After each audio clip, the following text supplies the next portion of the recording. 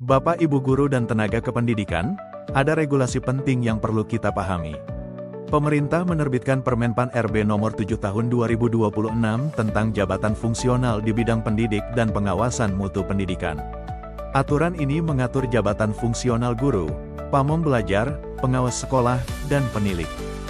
Secara umum, peraturan ini mengatur bagaimana jabatan fungsional di bidang pendidikan ditempatkan, apa saja tugasnya, bagaimana jenjang karirnya, bagaimana proses pengangkatannya, serta bagaimana pengelolaan kinerja dan kenaikan pangkatnya.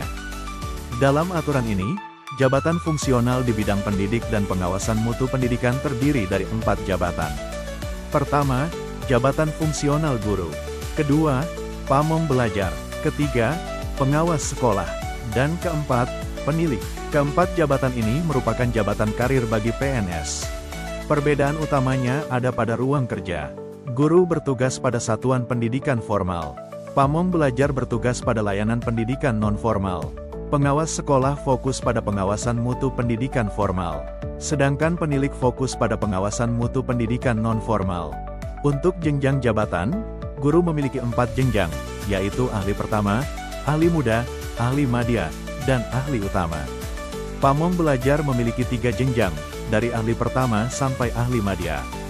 Sementara pengawas sekolah dan penilik dimulai dari ahli muda, lalu ahli madya, hingga ahli utama. Guru memiliki tugas utama mendidik, mengajar, membimbing, mengarahkan, melatih, menilai, dan mengevaluasi peserta didik. Tugas ini berlaku pada pendidikan anak usia dini jalur formal, pendidikan dasar, dan pendidikan menengah. Pamong belajar memiliki peran penting dalam pendidikan non-formal. Tugasnya mencakup mengidentifikasi kebutuhan belajar masyarakat, merancang program pembelajaran, memfasilitasi pelaksanaan pembelajaran, mengevaluasi program, serta mendampingi peserta didik setelah mengikuti program pembelajaran. Pengawas sekolah bertugas melakukan pemantauan, penilaian, dan pembinaan pada satuan pendidikan formal. Sedangkan penilik melaksanakan pemantauan, penilaian, dan pembinaan pada satuan pendidikan non-formal. Jadi, keduanya sama-sama berperan dalam menjaga mutu pendidikan, tetapi pada jalur pendidikan yang berbeda. Pengangkatan dalam jabatan fungsional ini dapat dilakukan melalui 3 jalur. Pertama, pengangkatan pertama. Kedua, perpindahan dari jabatan lain. Dan ketiga, promosi.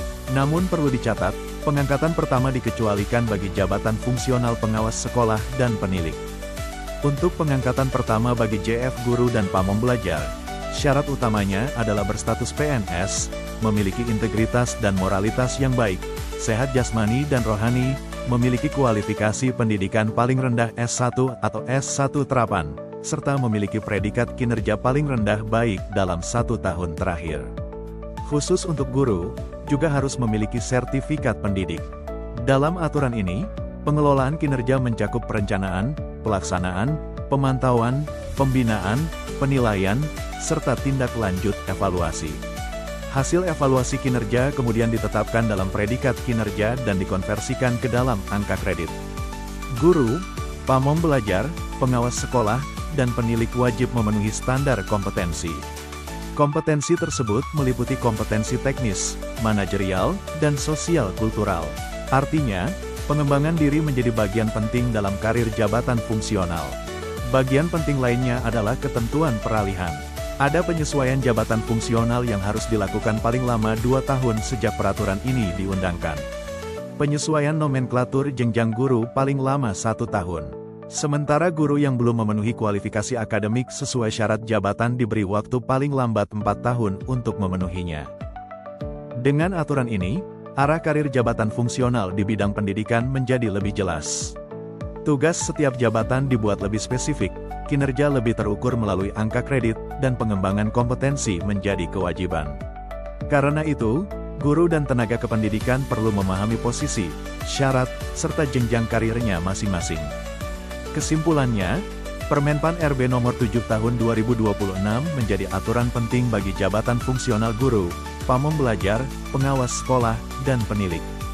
Jangan lupa simpan video ini, bagikan kepada rekan guru dan tenaga kependidikan lainnya, agar semakin banyak yang memahami aturan terbaru ini.